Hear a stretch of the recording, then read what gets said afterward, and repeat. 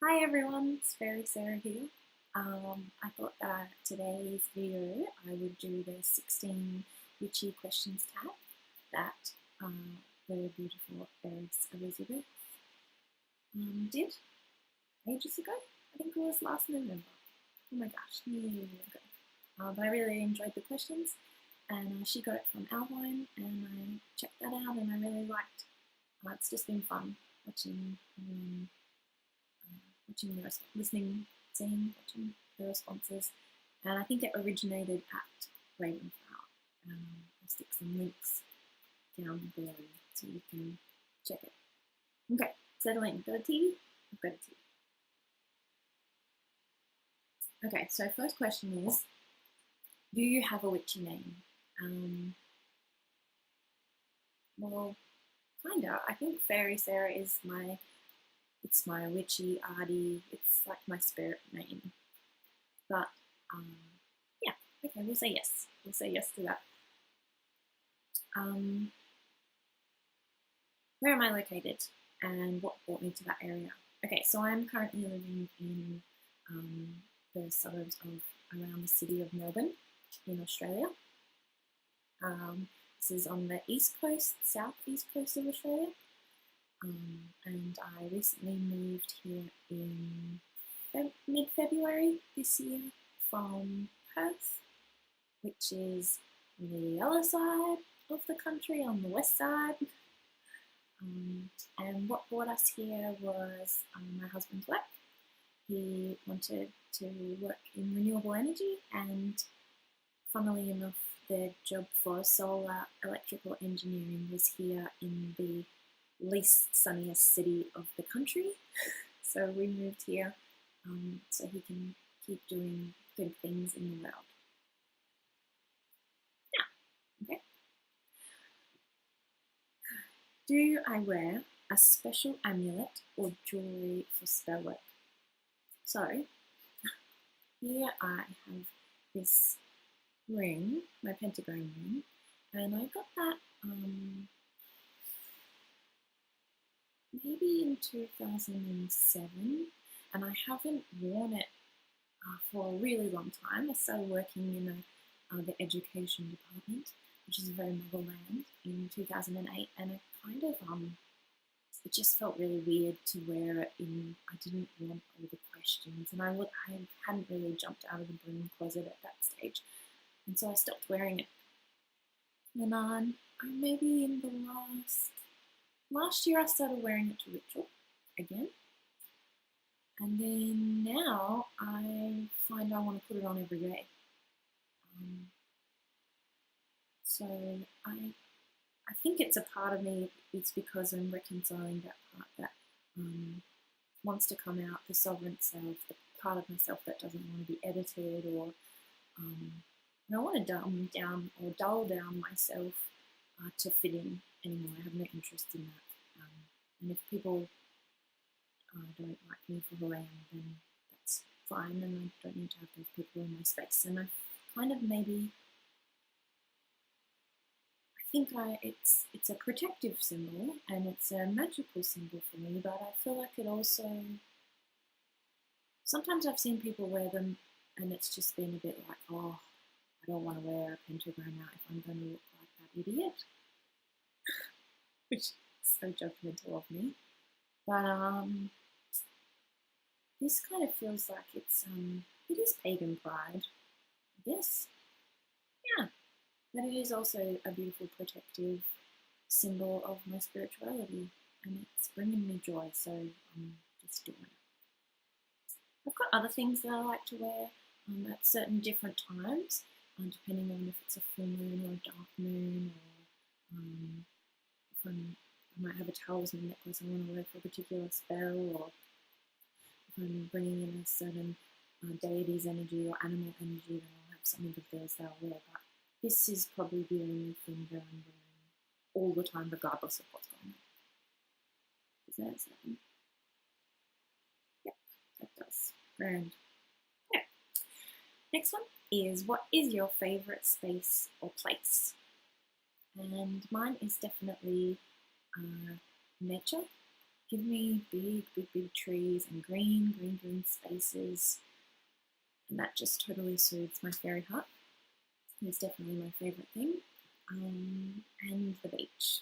Totally love beaches. I'm really missing all the coastline of Western Australia where we used to live. It's nuts, so stunning. So I need to venture out from this little city life here in Melbourne and get some more beach time in. Thankfully, we have found we live in an area where there's heaps of oak trees everywhere and parklands, so that's been really good to connect to those spaces. There's also an urban forest near here, which is like an Australian bushland strip, nature strip put in. It's big trees, lots of wildlife, waterways. It feels. I've done a few magical workings there, and that feels like a really good space. And it's just so bizarre because it's right in the middle of. Around it is big suburbs and shopping complexes and highways, and you would never know that there's sanctuaries in there. That's really cool. And you can also go out to the Victorian countryside. It is very beautiful and so green. So I want to do more of that and get out into the forests of the Divination. That blows my mind every time we're out there. It's that big fairy heart squeeze face.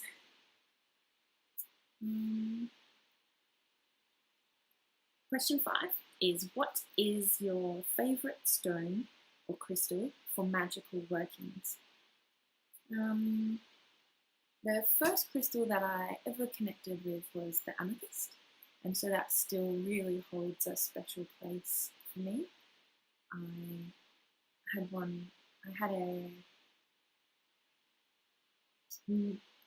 sorry, I'm having trouble getting all the words out. I'm time traveling, thinking of all these memories of crystals.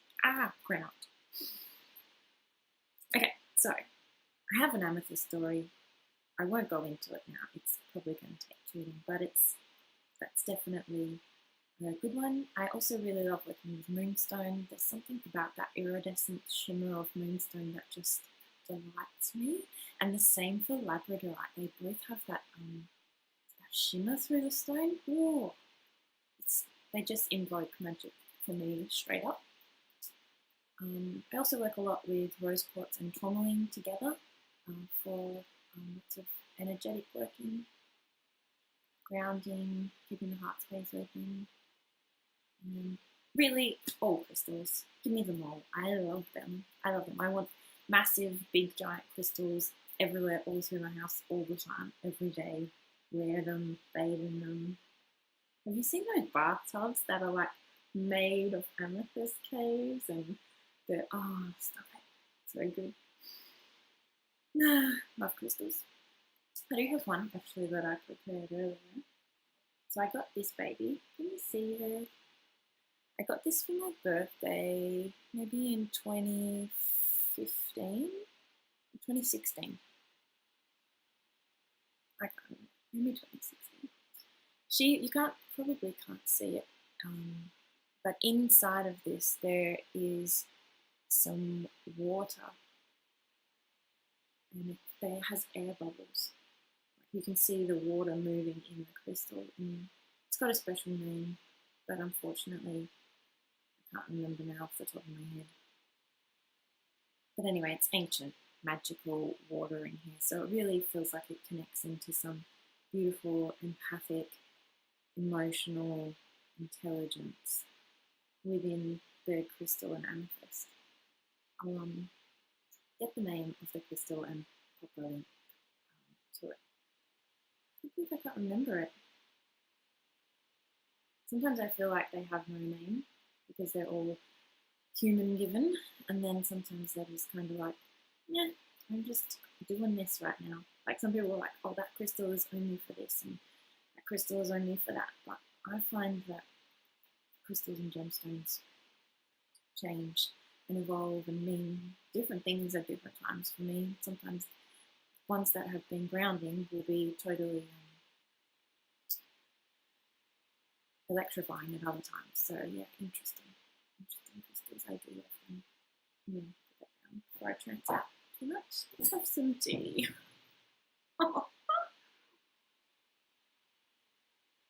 Okay, where were we? 6. Next question. How long have you been practicing, and how did you come to this path? So, I have been practicing witchcraft for a very long time, and it's kind of evolved and been lots of different things at different times. I officially dedicated myself to witchcraft in 2004, pretty sure. Yeah. I remember the house we were living in at the time, so I did it in the backyard under the trees. So I'm pretty sure it would be 2004.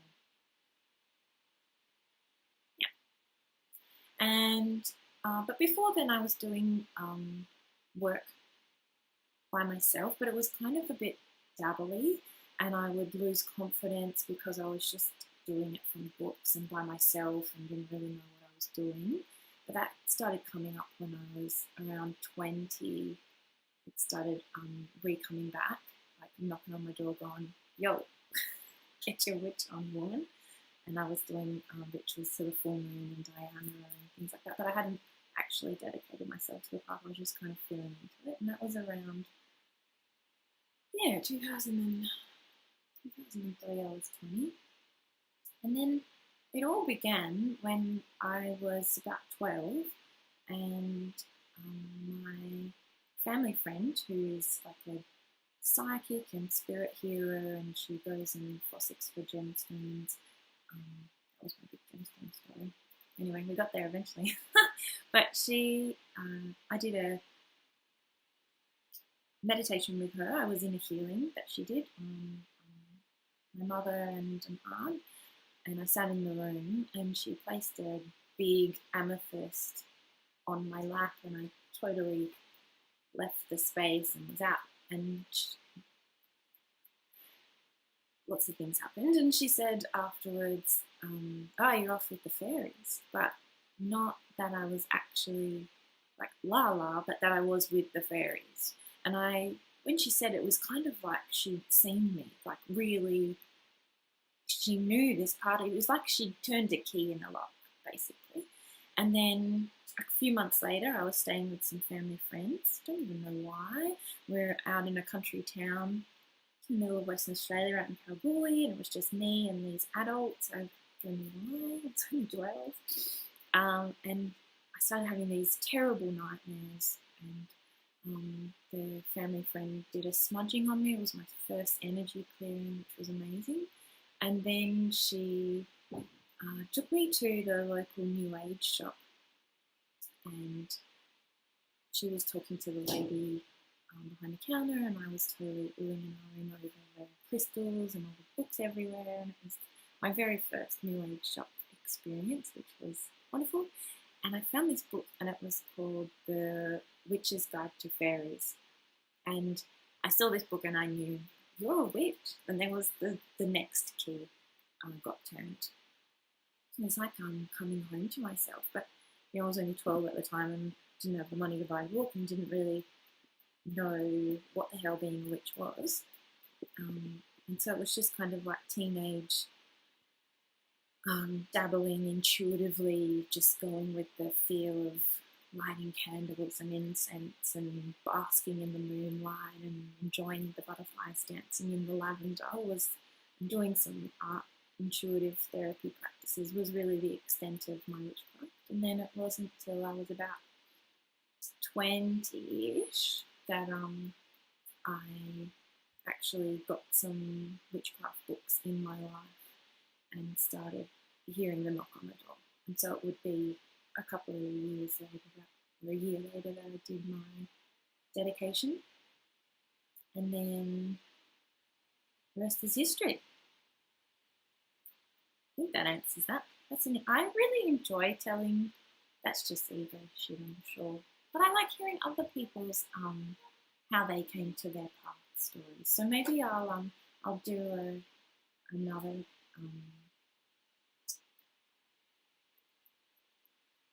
like an expanded version maybe of the storytelling of witchy origins another time. That could be a cool video perhaps.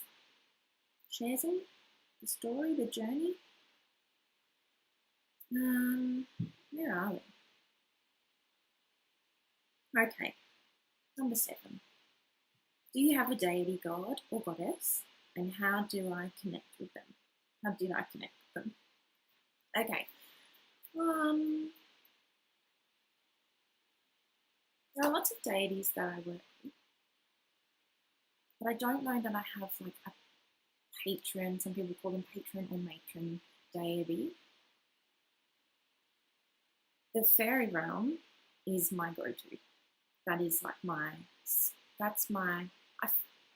have this view of deity, like it's a bit of a paradox because I believe in like, the great creator, unity consciousness, source energy, and I believe that all the deities are like aspects, like characters, archetypes of this unity consciousness, greater thing. The paradox is that when I enter a relationship and work with the deities, and when I've had experiences of the deities, they do come as like you and I come. Like there's their own persona package, and I do relate to them as if they are their own entity. So that's a tangent. The first deity that came into my life was Diana when I was 20 and doing my full moon ritual in that. And then the next was the Green Man, who came to me in a dream. I was painting and kneeling down in front of my canvas, and there on my shoulder was a tattoo of the Green Man on my back. And so I think maybe a year later, I did actually get him tattooed on, and the presence of his energy in my life was really healing because I really needed some positive, sacred masculine in my life, and he came in and just complemented that Fae energy beautifully. And when I used to work with my old coven witches back in Perth, we worked a lot with all sorts of deities, and the ones that I really connected to was Bridget. Really was the main person, and then going to Ireland and going to the St. Bridget's Cathedral, but also the temple, her fire temple, and to some other sacred Bridget sites was like her well. So Bridget really like. But yeah, but I don't have statuary to different deity, and then I find that at different times deity comes in, and they might come in for a little bit because there's an aspect that I need to be taking on board for myself at that time, and then they'll go again, and yeah, but the real sticking force is the Fae realm for me. They ain't going nowhere. So yeah. That's me and energetic spiritual relationships, I suppose. Really? Oh my gosh, I've lost my page. Okay. Question 8. We're halfway. We're nearly halfway. Jesus, it's going to be a long one. I'll try and speed it up. What is my favourite incense or smudge? I really love frankincense. The resin. Love that so much, except I'm really crud at keeping those charcoal discs alight. I don't know, lame. I'm like witchy fail on that one. Stick incense wise, I love my shampoo. It's an oldie but a goodie for me, and I also really love Palo Santo. Question number 9. Have you ever had to clear a space of a negative entity? Yes, I have. And I also just do it anyway to lift spaces. I've lived in lots of old houses, and I think anyway, even if you have people coming through, I used to run art workshops in my home, and so I've got lots of people coming through, and it's good if you're doing emotional work or to clear it afterwards, because I'm very sensitive, and so if I walk in a space that's got some stuff in it, or just even people's stuff, or I just like to clear it through. So drumming, rattles, the Palo Santo, the sage, all that sort of stuff is it's my favourite way just to move it along. I have, interestingly, gone back in visioning to an old house I used to live in that was totally haunted. And it was, creepy as. And so I went back in a visioning years later, maybe 6 years later, and cleared it energetically through the visioning, and imagined myself circling the house, drumming, singing, dancing, yelling, all the things that I wasn't doing at the time while living there. I went back and did, and I kind of feel like that time traveling work in the spirit world works. But yes, there we go. The answer to that one is yes. Channel 10. No, you're not. Whatever. Question number 10. Favorite witchy show or movie? Okay. TV shows. I didn't mind that American Horror Story, the Coven version. That was pretty cool. And movies, I really loved Mr. Ravenel, that movie. That's really good. And I loved Craft when it came out. Came out as a teenager, and that was so ace because it was totally in aligning. It was probably a year after I was like, yes, I'm a witch, and then out comes the Craft. It's like, thank you very much. And so practical magic is just like a get a blankie and watch that movie. Is like it's a cute one for a witchy sleepover. Wardrobe change. No, just kidding. It's actually a day later because that's life, and there's lots of people that live in this house, and so there was some interruptions that occurred, and then it just all got too hard. So there's no one home at the moment, so I'm back. Where were we? Now, the joy of coming back a second time is that I have the name of that beautiful amethyst crystal that I was showing you yesterday. So it's a Brandenburg amethyst, and the water inclusions are called anhydrous. So yeah, check them out if you can. Find them in for reals. They're super beautiful. So where did I leave you? We were talking about witchy movies, and there's another one that I thought of, and it's Hocus Pocus. This is a cutie. Like that's definitely a Halloween classic. All right, let's move on. Question 11. What do I do to help raise energy before spell work? I really enjoy drumming, music, movement, chanting. Yeah, that's it. And do I see myself helping others magically? I have helped others magically. I guess when people find out you're a witch, you get people asking if you can do things for them. And sometimes I think it's a bit tongue-in-cheek, like they're just asking because they want to know if you can.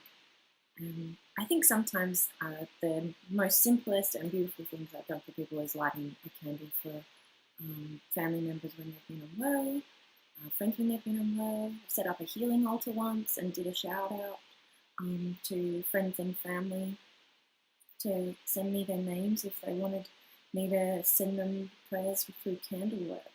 And that's simple and beautiful. So yeah, I guess I do help others magically. But it's I love the idea of like the witch at the edge of the forest, and she's got the beautiful apothecary and her contacts in the spirit realm, and she can walk between the worlds to assist the community.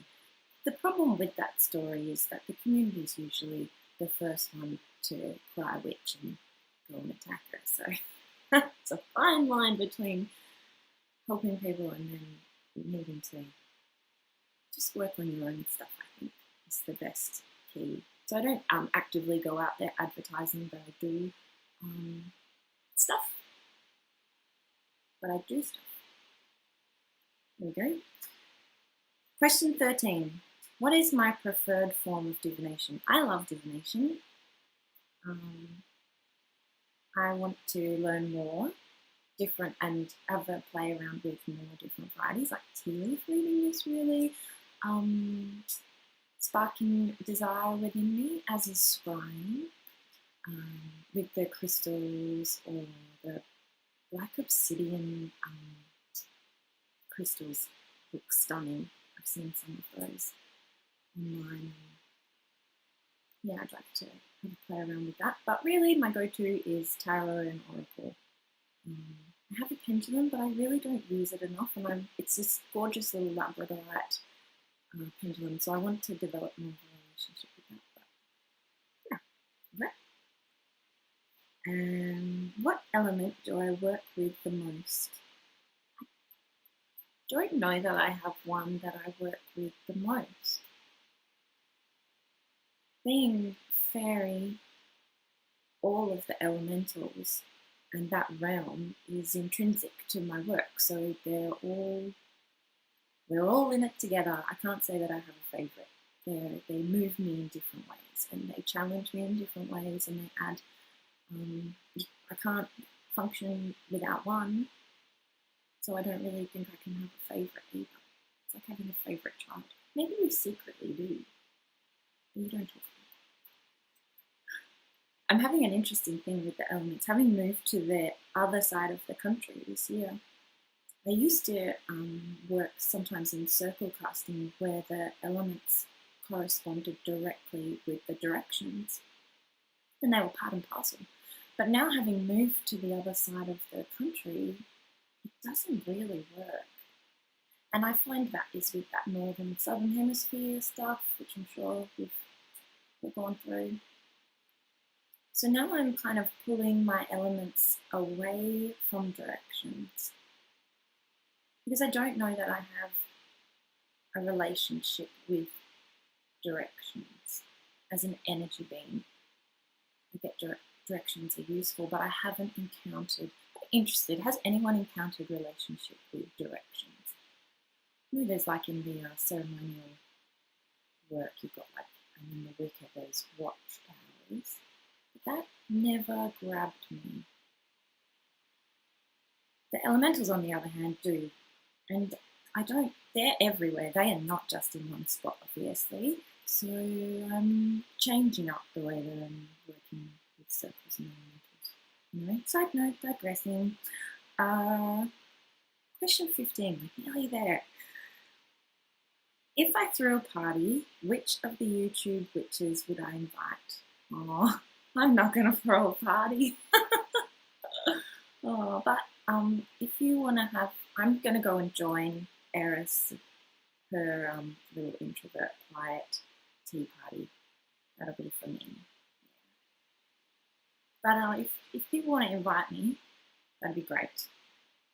I might not come, I might just stay home. 16. What are my witchy goals for the new year?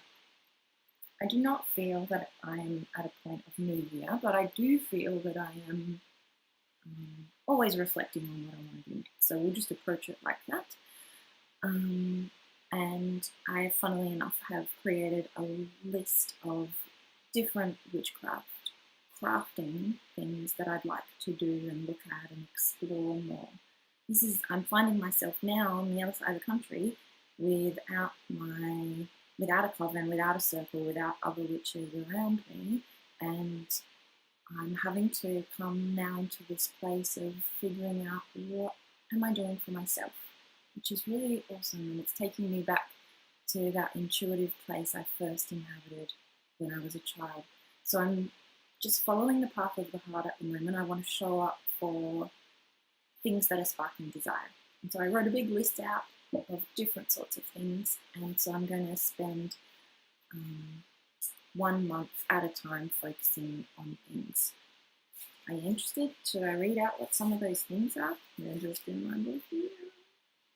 So for example, it's full moon in Eris this week, which is a fire moon. So I'm thinking I'm going to spend a month focusing on fire practices. So that's like, let's make more spell candles because it's totally delightful, and do things with candle magic, like just actually get some witchcrafty, tactile, sensory making of the things. Being an artist, I love the making of the things, and I really want to meld the world of artist and witch together. So it's going to be fun, and we'll see how it goes. That's it. That's me. Thank you for sticking around. It's been fun. I hope to be back next week. I'm not really sure what the next video is going to be about. But this has been fun. So thank you very much. Thank you for being here.